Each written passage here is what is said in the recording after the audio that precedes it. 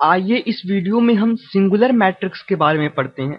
A square matrix is a singular matrix if its determinant is zero. That means अगर कोई square matrix है हमारे पास तो वो सिंगुलर होगा अगर उसके डिटर्मिनेंट जीरो हैं, और अगर किसी भी मैट्रिक्स के डिटर्मिनेंट जीरो नहीं है तो उस मैट्रिक्स को हम कहते हैं नॉन सिंगुलर मैट्रिक्स। बहुत ही सिंपल सी डेफिनेशन है। इस पॉइंट को आप याद रखें कि सिंगुलर मैट्रिक्स की डिटर्मिनेंट हमेशा जीरो होती है। ओके, तो आइए एक एग्जांपल करते हैं। हमें एक मैट्रिक्स ए दिया हुआ है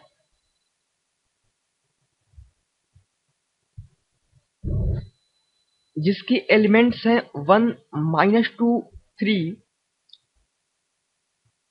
1 2 1 और x 2 और -3।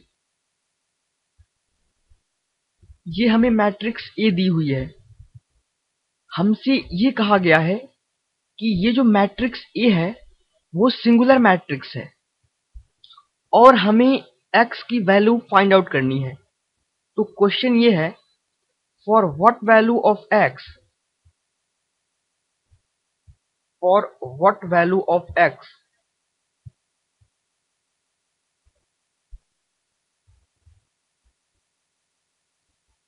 The matrix A is singular.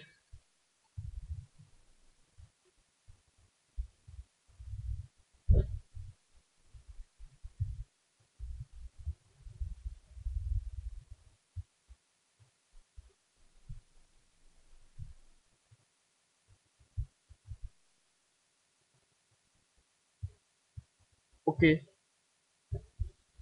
जब भी क्वेश्चन में ये कहे कि मैट्रिक्स ए सिंगुलर है तो हमें तुरंत ये समझ जाना चाहिए कि उस मैट्रिक्स का डिटर्मिनेंट जीरो होगा। तो आइए इस मैट्रिक्स ए का हम डिटर्मिनेंट निकालें। मैं इसे थर्ड रो के लॉन्ग एक्सपेंड कर रहा हूं। आप चाहें तो इसे किसी भी रो के लॉन्ग एक्सपेंड कर सकते हैं, it doesn't matter. So expanding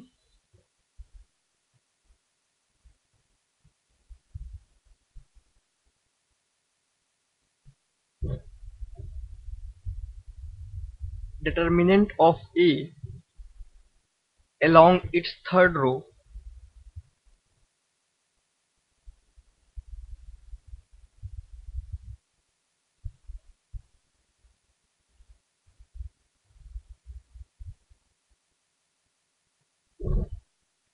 now determinant of A, इसकी वैल्यू क्या होगी? एक्स मैट्रिक्स ए का कौन सा एलिमेंट है? A31, so -1 to power 3 + 1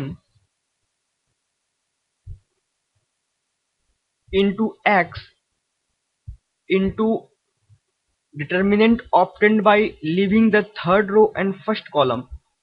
So what you will get? -2 3 2 and 1, -2 3 2 and 1. Is it okay? Similarly, the second term that you will get will be plus -1 to power, ये 2 कौन सा term है? A32, that means -1 to power 3 + 2 into 2 into determinant obtained by leaving the third row and second column. So leave the third row and second column, you will get 1 3 1 1. So 1 3 1 1, and the third term will be plus -1 to power how much? A33, ये जो -3 है वो कौन सा term है? A33, so -1 to power 3 + 3 into -3 into the value of determinant obtained by leaving third row and third column. तो तीसरी रो और तीसरी कॉलम छोड़ने के बाद जो मैट्रिक्स हमें मिलेगी उसके एलिमेंट्स होंगे 1 -2 1 और 2, 1 -2 1 और 2. Is it okay? Now we will write the value of determinant of A will be -1 to power 3 plus 1, that means 1 into x into, अब हम इस डिटर्मिनेंट को एक्सपेंड करेंगे तो हमें मिलेगा -2 -6 plus -1 to power 5, that means -1 into 2, that means -2. So -2 into the value of this determinant, so 1 -3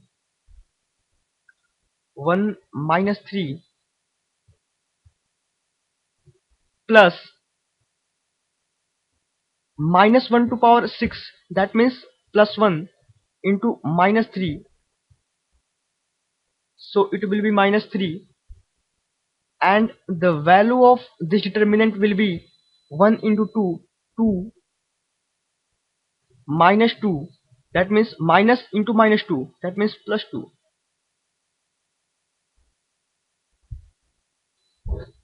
So let us solve this expression.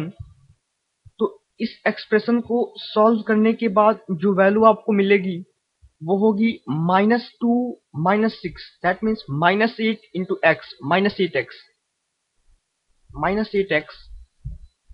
-2 1 -3, that will give you -2, so -2 into -2 plus 4, 2 plus 2 4 into -3, that will give you -12. So this will be the value of determinant of A. Now question में कहा गया है, question में ये कहा गया है कि ये जो मैट्रिक्स A है वो सिंगुलर है, और सिंगुलर का मतलब क्या हुआ, इस मैट्रिक्स A का जो डिटर्मिनेंट होगा वो होगा 0. So putting the value of delta A, that means putting the value of determinant of A is equals to 0, we will get, this implies that -8x and 4 minus 12 will give you -8 is equals to 0. So -8x is equals to 8 and x is equals to -1.